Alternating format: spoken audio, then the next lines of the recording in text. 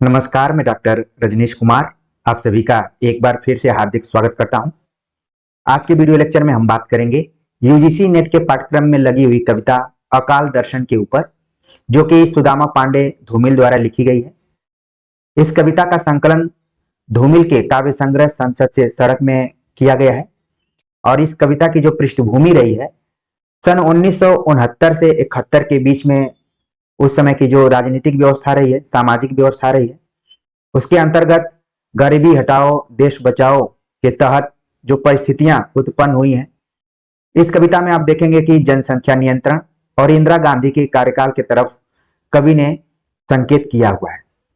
धूमिल के कविता के क्रम में हमने इसके पहले रोटी और संसद मोचीराम पर बातचीत कर लिया है। उम्मीद है कि जो भी बच्चे यूजीसी नेट की तैयारी कर रहे होंगे वो जाकर प्लेलिस्ट में इन सभी कविताओं के व्याख्यान को जरूर सुनेंगे और देखेंगे कि धूमिल किस तरीके की कविता लिखते थे और परीक्षाओं के दृष्टिकोण से किन किन बिंदुओं पर हमें ध्यान रखना चाहिए। जब हम अकाल दर्शन कविता के शीर्षक को देखते हैं तो सबसे पहले यही मन में आता है कि अकाल दो तरीके का होता है, एक प्राकृतिक अकाल और एक मानवीय अकाल। अकाल से संबंधित एक कविता आपने और भी पढ़ी होगी, अकाल और उसके बाद, जो कि नागार्जुन की कविता है। उस कविता में जब आप पढ़ेंगे तो लगेगा कि प्राकृतिक अकाल के बारे में बातचीत की गई है, लेकिन धूमिल की कविता अकाल दर्शन पढ़ेंगे तो लगेगा कि धूमिल उस अकाल के तरफ संकेत कर रहे हैं जो कि मानवीय अकाल है, जिसको कि मानव द्वारा खुद बनाया गया है।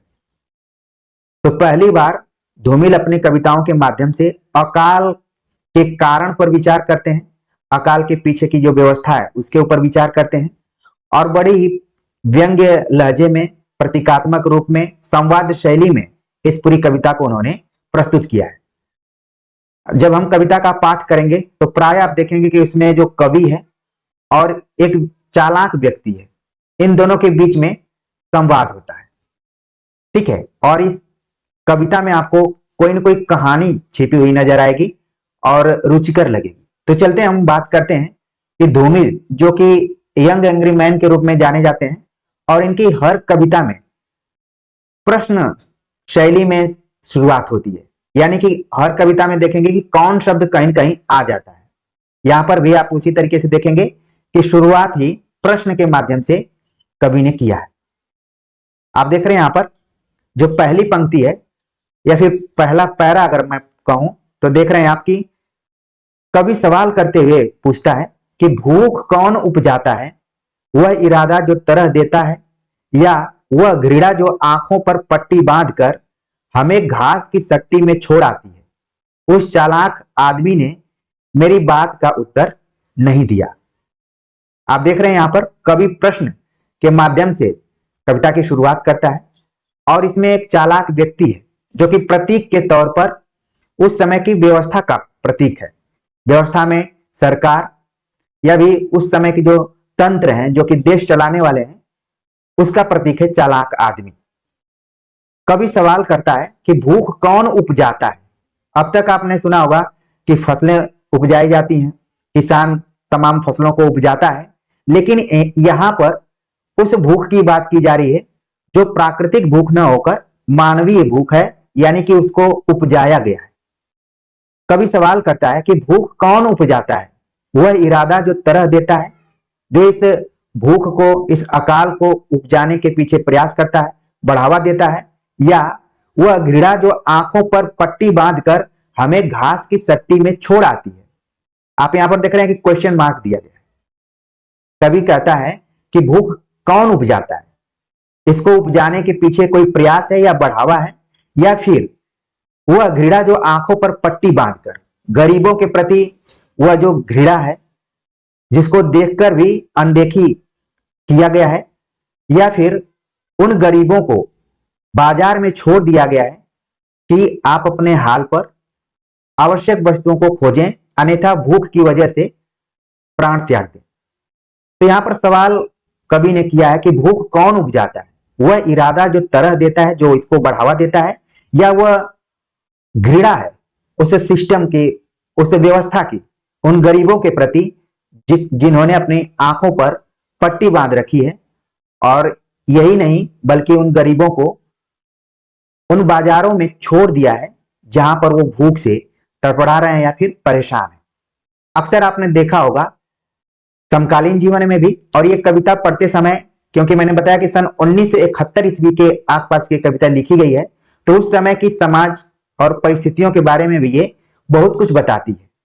हाल फिलहाल में अखबारों में या फिर अपने दैनिक जीवन में आप देखते होंगे कि कुछ वस्तुएं ऐसी होती हैं जिनके दामों में अचानक बढ़ोतरी हो जाती है और उनकी कमी खलने लगती है, जिससे कि आवश्यकता होने पर भी जो गरीब परिवार के लोग हैं वो उसको खरीदने में अक्षम होते हैं और कहीं न कहीं उससे प्रभावित होकर भूख के चंगुल में फंस जाते हैं। तो कवि यहां पर सवाल पहले ही पैराग्राफ में उठाया है कि भूख कौन उपजाता है, वह इरादा जो तरह देता है, या वह घृणा जो आंखों पर पट्टी बांधकर हमें घास की सट्टी में छोड़ आती है। इस सवाल को जब कवि करता है तो उस चालाक आदमी ने मेरी बात का उत्तर नहीं दिया। यानी कि यहां पर कवि चालाक आदमी से संवाद स्थापित करने की कोशिश कर रहा है, लेकिन जैसे ही प्रश्न कवि ने किया, चालाक आदमी ने उसका कोई उत्तर नहीं दिया। आपने व्यवहारिक जीवन में भी देखा होगा कि चालाक व्यक्ति ज्यादा जल्दी उत्तर नहीं देते हैं, शांति धैर्य रखते हैं, और यहां पर भी कवि ने उसी की तरफ संकेत किया है। चालाक आदमी ने मेरी बात का कोई उत्तर नहीं दिया। उत्तर देने की जगह पर चालाक आदमी ने ध्यान भटका दिया। चालाक आदमी की एक खास विशेषता यह भी होती है कि वो ध्यान भी भटकाने में माहिर होते हैं। ध्यान भटका दिया, क्या किया उसने? गलियों और सड़कों और घरों में बाढ़ की तरफ फैले हुए बच्चों की ओर इशारा किया और हंसने लगा। कवि ने सवाल किया कि भूख कौन उपजाता है। चालाक व्यक्ति ने जवाब तो नहीं दिया, लेकिन उसने इशारा किया गलियों की तरफ, सड़कों की तरफ और घरों में। जिधर बाढ़ की तरफ फैले हुए बच्चे दिखाई पड़े, उनके तरफ इशारा करते हुए कहा कि भूख के कारण यही सभी बच्चे हैं। मतलब कि आवश्यकता से अधिक जनसंख्या का होना भी एक तरीके से भूख उपजाने की प्रक्रिया में माना जा सकता है। यह चालाक व्यक्ति का मानना है। उसने जवाब देने की जगह पर गलियों, सड़कों और घरों में बाढ़ की तरह, कवि की शैली आप देख रहे हैं कि बच्चों को किससे जोड़कर देखा गया है? जैसे बाढ़ अनियंत्रित हो जाती है, तहस नहस कर देती है, वैसे ही बच्चों की संख्या की तरफ संकेत किया गया है कि इनकी संख्या बाढ़ की तरफ फैले हुए बच्चों की ओर इशारा करते हुए कहता है कि यही भूख उपजने के कारण है, और फिर हंसने लगा। उसके अंदर किसी भी तरीके की मानवता या फिर संवेदनशीलता नहीं दिखाई पड़ती है, कहकर बातों को हंसने लगता है। आगे इस चीज को देखते हुए कवि फिर क्या करता है? मैंने उसका हाथ पकड़ते हुए, यानी कवि उस चालाक व्यक्ति का हाथ पकड़ लेता है और कहता है बच्चे तो बेकारी के दिनों की बरकत है। ये देखिए पंक्ति यहां पर सवाल में के रूप में आ सकती है। कवि कहता है कि मैंने उसका हाथ पकड़ते हुए कहा। यहां पर किसने कहा? कवि ने। बच्चे तो बेकारी के दिनों की बरकत हैं, इससे वे भी सहमत हैं जो हमारी हालत पर तरस खाकर खाने के लिए रसद देते हैं। कवि उस चालाक व्यक्ति का हाथ पकड़ते हुए कहता है कि जिसे आप कह रहे हैं कि बाढ़ की तरह ये बच्चे फैले हुए हैं, वो तो बेकारी के दिनों की बरकत है। यानी कि उस समय सिर्फ केवल भूखमरी इत्यादि ही नहीं है, बल्कि बेरोजगारी भी है। बेरोजगारी में व्यक्ति क्या करे? तो उसका एक ही लक्ष्य है, बच्चे पैदा करना। तो कहता है कि जिस बच्चे को आप कह रहे हैं कि ये बाढ़ की तरफ फैले हुए हैं, अगर इनको सकारात्मक रूप में देखा जाए तो ये मानव संसाधन के रूप में है। इनको हम पढ़ा लिखा कर, शिक्षित करके बहुत कुछ कर सकते हैं। अगर सही मायने में देखा जाए तो ये बच्चे जो हैं उन बेरोजगारी के दिनों के तरफ भी संकेत करते हैं, उन्हीं की वृद्धि की तरफ बताते हैं। इससे वे भी सहमत हैं जो हमारी हालत पर तरस खाते हैं और दयावश कुछ दे देते हैं, वो भी इस बात को लेकर सहमत है कि जनसंख्या अगर बढ़ रही है तो उसमें कहीं ना कहीं एक कारण है बेरोजगारी। ठीक है, आगे कवि कहते हैं कि उनका कहना है कि बच्चे हमें बसंत बुनने में मदद देते हैं। जिसको चालाक व्यक्ति बाढ़ की तरफ फैला हुआ मान रहा है, वहीं बेरोजगारी के दिनों में जो लगातार जनसंख्या वृद्धि में अपना योगदान दे रहे हैं, उनका कहना है कि बच्चे हमें वसंत बुनने में मदद देते हैं। मतलब कि वसंत जो है एक सुखद महीने या फिर स्थिति के तरफ संकेत कर रहा है कि यही बच्चे आगे चलकर हमारे मानव संसाधन की क्षमता के रूप में देखे जा सकते हैं। लेकिन यही वे भूलते हैं, दरअसल पेड़ों पर बच्चे नहीं, हमारे अपराध फूलते हैं। फिर कवि, क्योंकि कवि तो संवेदनशील है, वो चारों तरफ से चीजों को सोच रहा है, लिखते हैं धूमिल कि लेकिन जो ये बात सोचते हैं कि बच्चे जो हैं हमें वसंत बुनने में मदद देते हैं, लेकिन यही वे भूलते हैं, यहीं पर वो भूल कर रहे हैं कि दरअसल पेड़ों पर बच्चे नहीं, अपराध फूलते हैं। क्योंकि जब जनसंख्या बढ़ेगी, जनसंख्या वृद्धि होगी, भूखमरी होगी, बेरोजगारी होगी, तो फिर क्या बढ़ेगा? अपराध बढ़ेगा। इस तरीके से वर्तमान समय में भी आप चीजों को देखते होंगे, जहां पर अच्छे से शिक्षा दीक्षा या फिर स्वास्थ्य की कमी होती है और जनसंख्या ज्यादा रहती है परिवारों में और इधर उधर, तो वहां पर जो समाज का निर्माण होता है उसमें अपराध ज्यादा होता है, लूट मार, ठीक है, डकैती। तो वहां पर क्या है? अपराध फूलते हैं। मगर उस चालाक आदमी ने मेरी किसी बात का उत्तर नहीं दिया। फिर से देख रहे हैं आप कि चालाक आदमी की एंट्री होती है और कवि कह रहा है कि इन सारी बातों को सुनकर चालाक आदमी ने मेरी किसी बात का उत्तर नहीं दिया और हंसता रहा, हंसता रहा, हंसता रहा। 3 बार इस शब्द का प्रयोग किया गया है। हिंदी साहित्य में या फिर लिटरेचर में आप देखेंगे, जब किसी शब्द का प्रयोग एक से अधिक बार होता है तो उस पर जोर दिया जा रहा है। उस चालाक आदमी यानी उस व्यवस्था के तरफ कवि संकेत करते हुए कहता है कि मेरे तमाम प्रश्नों को सुनकर जो चालाक व्यक्ति है वो उसको इग्नोर करता है, उत्तर देना बहुत महत्वपूर्ण नहीं समझता है, उत्तर देने की जगह पर बल्कि वह बार बार हंसता है। और ये हंसना क्या है? एक तरीके से उस भूखमरी के तरफ, उस बेरोजगारी के तरफ, उस अनियंत्रित जनसंख्या वृद्धि की तरफ, उस में जो भी भागीदार है उसके तरफ ये चालाक व्यक्ति हंस रहा है, उस पर हंस रहा है। फिर जल्दी से हाथ छुड़ाकर जनता के हित में स्थानांतरित हो गया। और जो चालाक व्यक्ति है, कभी उसका हाथ पकड़ा रहता है और वो जल्दी से उस हाथ को छुड़ा लेता है और फिर बात किसके संदर्भ में करने लगता है? जनता के हित के संदर्भ में बातें करने लगता है। आप किसी भी समय की राजनीति को देखिए, क्योंकि धूमिल, नागार्जुन, इस तरीके के कवियों की कविताओं को आप पढ़ेंगे तो उनमें आपको राजनीतिक व्यंग दिखाई पड़ेगा।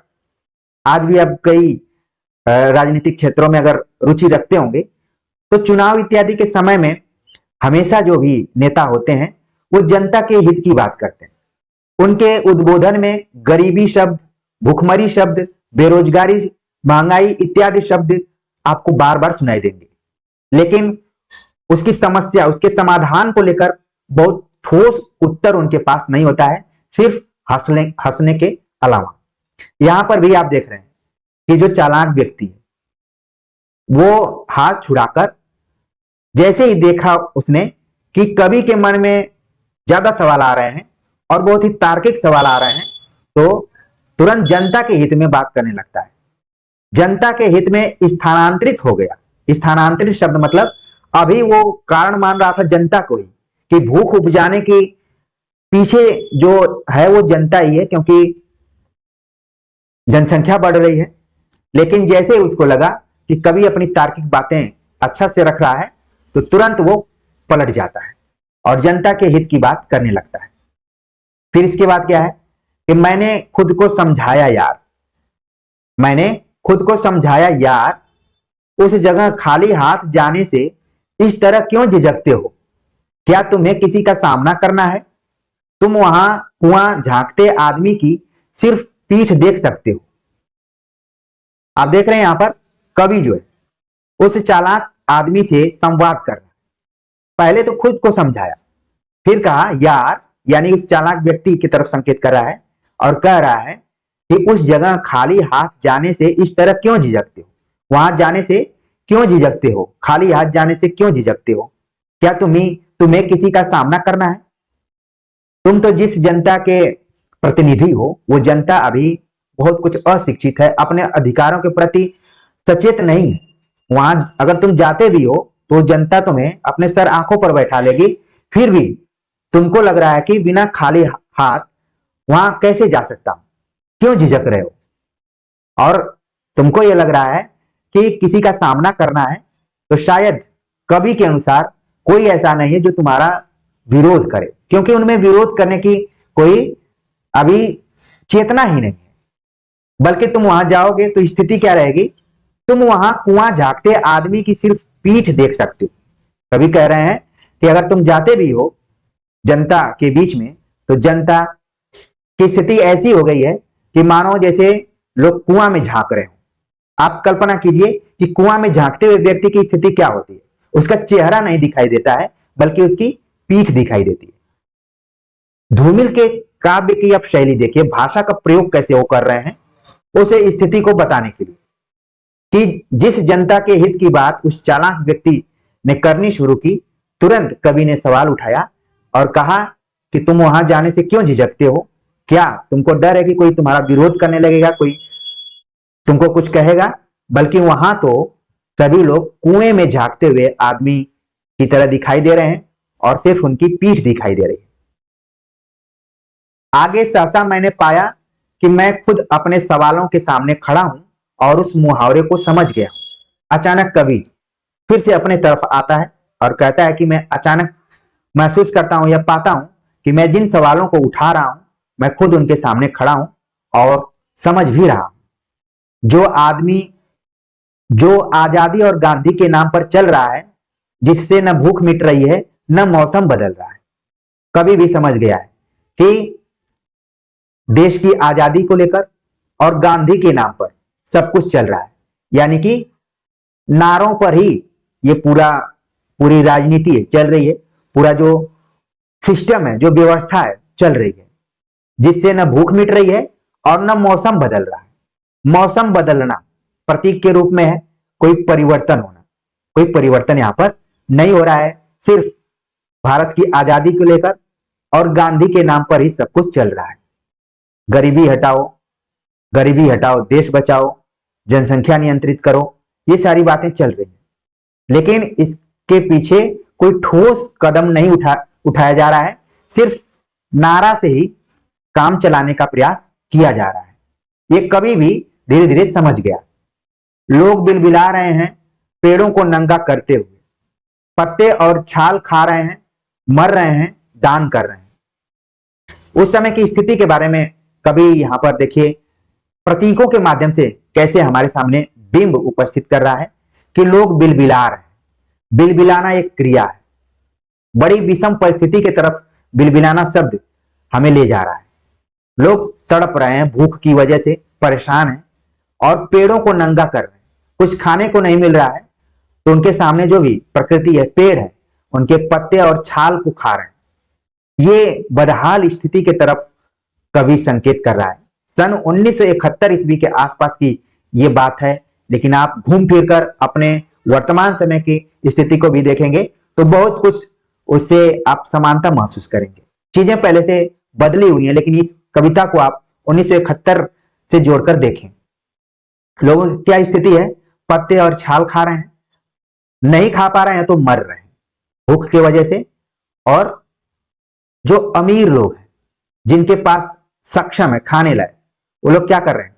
दान कर रहे हैं, कुछ कुछ दयावश दे रहे हैं।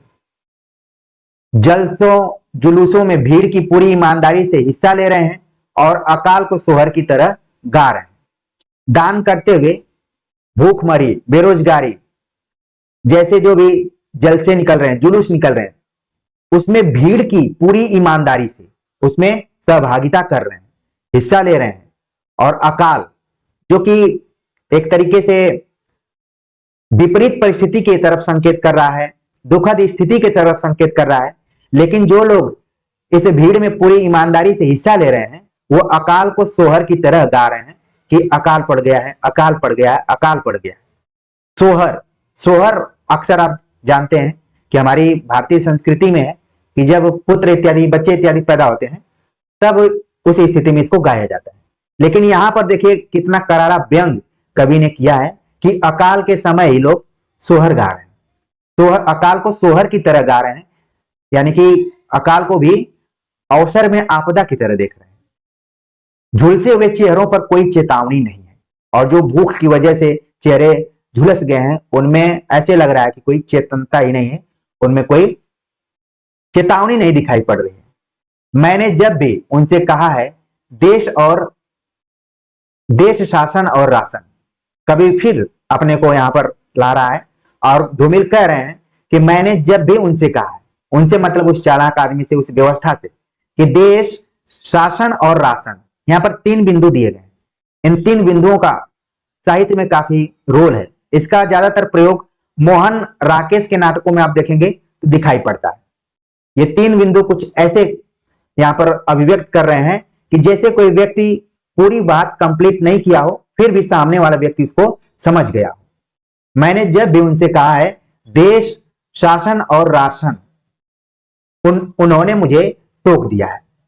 जैसे कभी सवाल करते हुए या फिर समझाते हुए अपनी बात रखता है, अपने विचार को रखता है, और वो कहता है कि देश शासन और राशन से नहीं चल सकता, या फिर राशन के आगे कुछ कहना चाहता है, कुछ अपने मन की बात रखना चाहता है, तब तक उन्होंने मुझे टोक दिया, यानी रोकने से, बोलने से रोक दिया।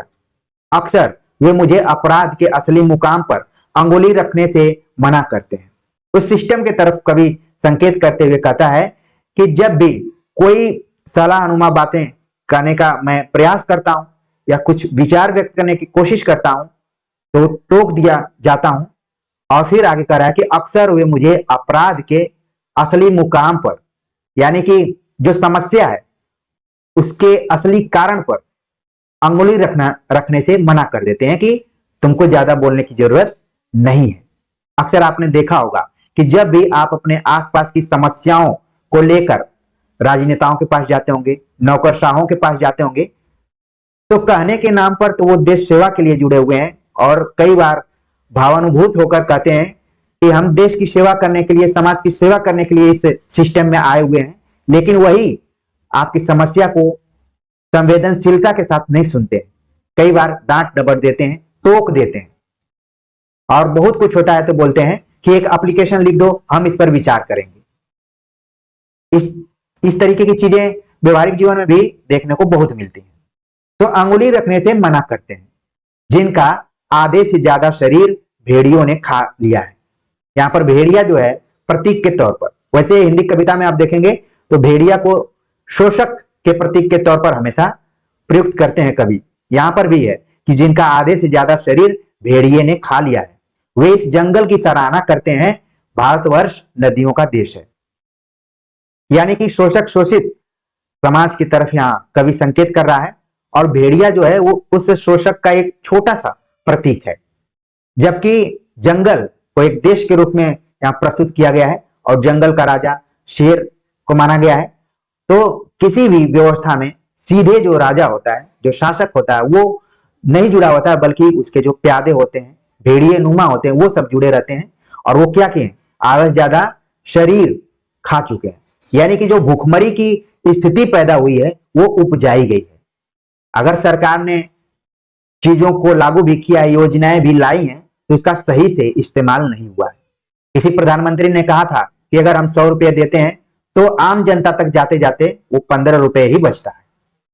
तो ठीक उसी के तरफ धूमिल भी संकेत कर रहे हैं। और फिर क्या है कि भेड़ियों ने आधा शरीर खा लिया है, वे इस जंगल की सराहना करते हैं। वो बोलते हैं कि भारतवर्ष नदियों का देश है, यानी ये भी एक तरीके से मुहावरा है जो कि बहुत कुछ कह रहा है कि अगर आप दूसरे देश में होते शायद इतनी सेवा सत्कार गरीबों की नहीं होती जितना कि यहां पर होता है। नदियां जो हैं एक प्रतीक के तौर पर यहां प्रयुक्त हुई हैं।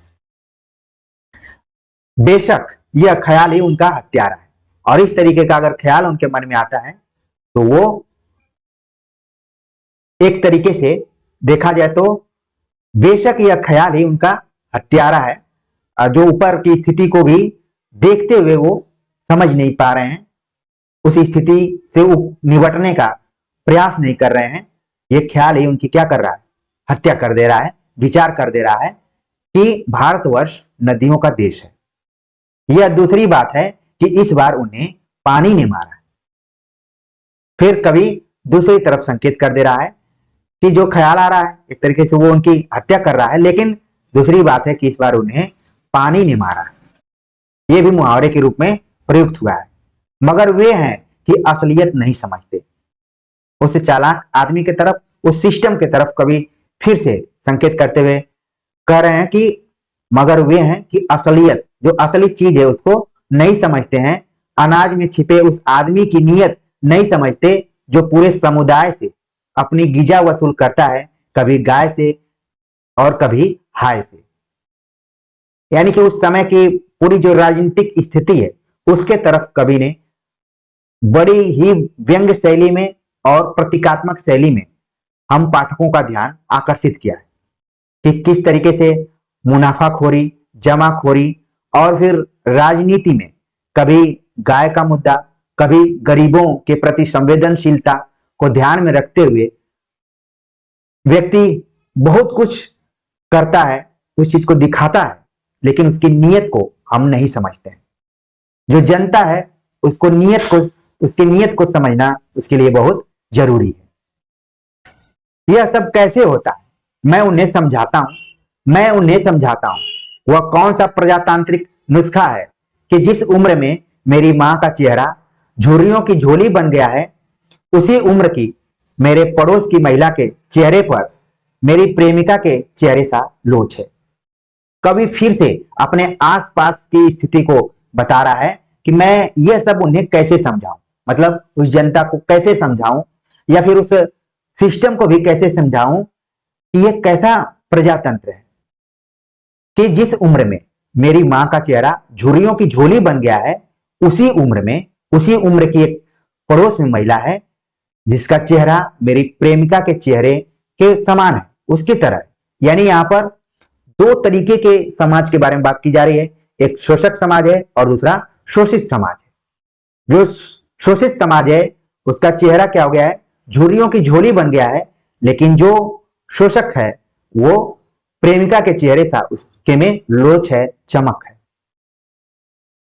आगे धूमिल कहते हैं कि वे चुपचाप सुनते हैं जिनको संबोधित कर रहे हैं। कवि का मानना है कि वो जनता का प्रतिनिधित्व, क्योंकि वो बौद्धिक वर्ग से जुड़ा हुआ है।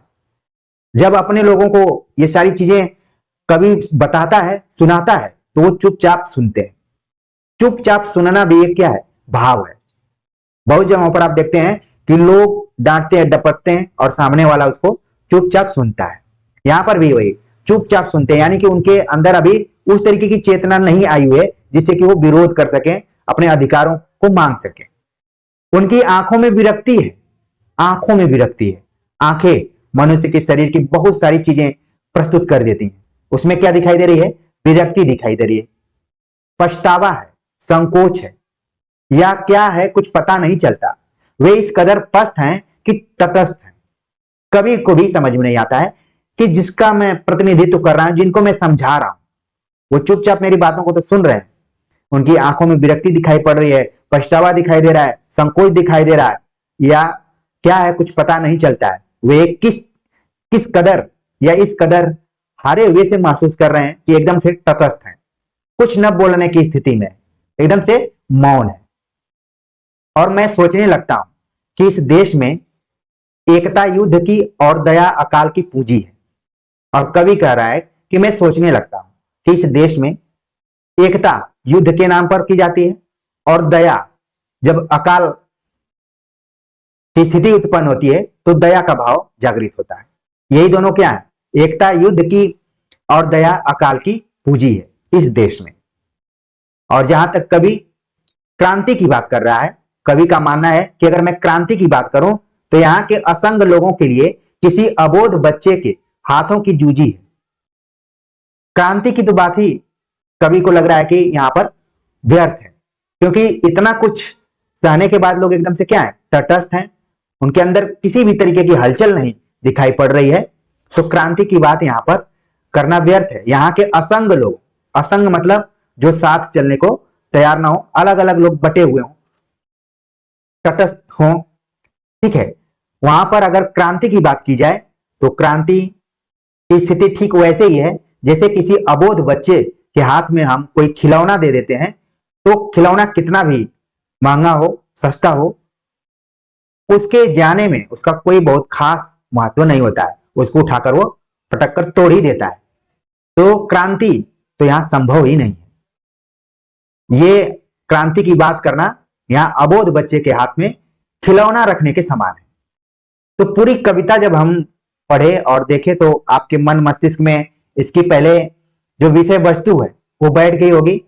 धूमिल जिस चीज के लिए जाने जाते हैं, राजनीतिक व्यंग के लिए जाने जाते हैं, राजनीति जो विसंगतियां हैं और जो भी सिस्टम है उसके प्रति इनके मन में जो सवाल उत्पन्न होते हैं उसको संवाद शैली में इन्होंने प्रस्तुत किया है और अपने समय समाज की स्थितियों पर इन्होंने बड़ी ही महत्वपूर्ण कविता लिखा, अकाल दर्शन। और पूरी कविता के माध्यम से बता दिया कि अकाल को उपजाया भी जा सकता है, अकाल की स्थिति बनाई भी जा सकती है। और हाल फिलहाल हर वर्ष आप देखते हैं किसी न किसी वस्तु को लेकर अकाल सा महसूस होने लगता है। तो उम्मीद है कि अकाल दर्शन को आप समझ गए होंगे, धूमिल की काव्य शैली को भी अच्छे से समझ गए होंगे और परीक्षाओं में जो भी महत्वपूर्ण पंक्तियां हैं, ठीक है, उनको भी आप ध्यान में रख लिए होंगे। और इस कविता से रिलेटेड किसी भी तरीके के प्रश्न पूछे जाएंगे तो आप निश्चित तौर पर हल कर लेंगे। तो कमेंट्स कर जरूर बताइएगा कि यह प्रयास आप सभी को कैसा लगा। आगे हम इसी तरीके से यूजीसी नेट की अन्य कविताओं पर बातचीत करेंगे और ये भी देखेंगे कि यूजीसी नेट की तैयारी हम आसानी से बिना प्रेशर के कैसे आगे कर पाएंगे। तो लगातार आप लोग जुड़े रहिए, आप लोगों का जुड़ना ही मेरे मनोबल को बढ़ाने वाला कारक साबित होगा और लगातार आप लोग पढ़ते रहिए, ठीक है। तो मिलते हैं एक नए टॉपिक के साथ, तब तक के लिए नमस्कार।